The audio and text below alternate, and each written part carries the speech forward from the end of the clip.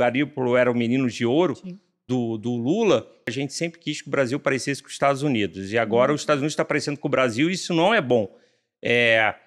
Eu acho que o Trump, em vários aspectos, ele está parecendo criança. Tá? No sentido de que quem tem filho pequeno, ou já teve filho pequeno, que nem o meu caso, é aquela criança que está assim, perto da mesa, que tem um monte de badulaque em cima, e ela vai com a mãozinha assim, e aí você fala assim, não, não, não, não, aí ela tira a mãozinha. Aí ela vai com a mãozinha de novo, você fala, não, não, não, não, ela tira a mãozinha.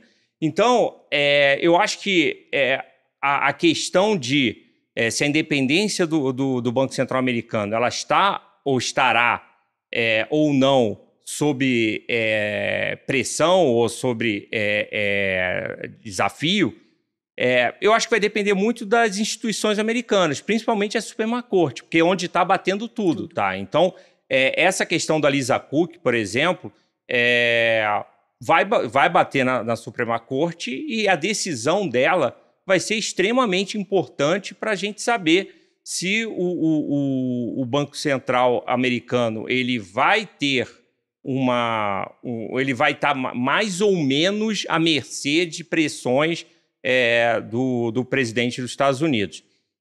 Tem uma outra questão, e você também citou o exemplo do Galípolo, que eu acho que é um exemplo bem importante pelo seguinte: existe sempre, quando você conversa com ex-diretores, ex-presidentes do Banco Central, eles falam muito de você incorporar o cargo, ou seja, a solenidade, a importância do cargo. Talvez vários desses indicados pelo Trump, a partir de um certo momento, tá, em que cair os juros significa bagunçar a economia americana, destruir a credibilidade do Banco Central americano, talvez eles deem uma segurada, tá? Porque é uma questão da instituição. A gente não está mais discutindo só se a bolsa vai subir, se os juros vão abrir, se os juros vão fechar. Não é só isso. É a questão da instituição, instituição Fed, instituição Banco Central americano, tá? E isso aconteceu, acho que, muito aqui no Brasil. O Galípolo entrou com muita dúvida, muita discussão a respeito de qual seria a pressão, qual seria a influência que o Lula teria sobre o Galípolo. O Galípolo era o menino de ouro do Lula.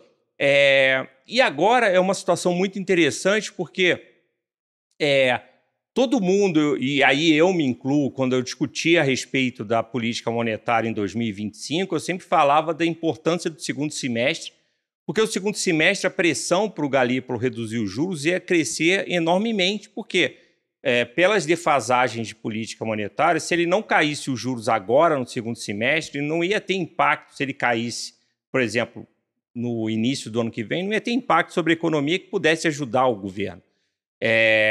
E não só, ninguém está falando sobre isso, tá? Quem tem uma queda de juros ainda esse ano é por questões econômicas, ninguém fala a respeito de política. E uma coisa mais importante ainda, ano que vem a gente vai ter também, no início do ano, a saída de um diretor que era visto como tipo assim, era o mais técnico, que ainda era o que tinha sobrado, entre aspas, da diretoria do Roberto Campos Neto, que é o Diogo Guilhem. Tá? E ninguém está também... Eu, por exemplo, a minha expectativa é de que corte de juros em janeiro, e também não estou levando em consideração isso. Então, o Galípolo, ele adquiriu uma independência própria. E também não dá para se descartar que isso aconteça também nos Estados Unidos. A gente tem que lembrar que, por exemplo, Jerome Powell foi escolhido pelo Trump, entendeu? E o Trump, 6 meses depois de ter nomeado o Powell, tá? O Powell ele assumiu em janeiro de 2016, se não me engano.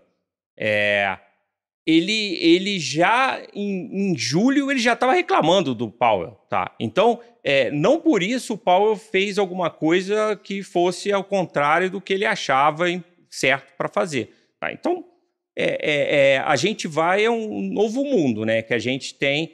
outro dia eu estou até discutindo com um cliente da gente lá, que eu falava, antigamente a gente falava 50 minutos de Brasil e 10 minutos de Estados Unidos. Agora a gente fala 50 minutos de Estados Unidos e 10 minutos de Brasil, porque tanta coisa nova nesse cenário americano que deixa a gente até meio perdido na história.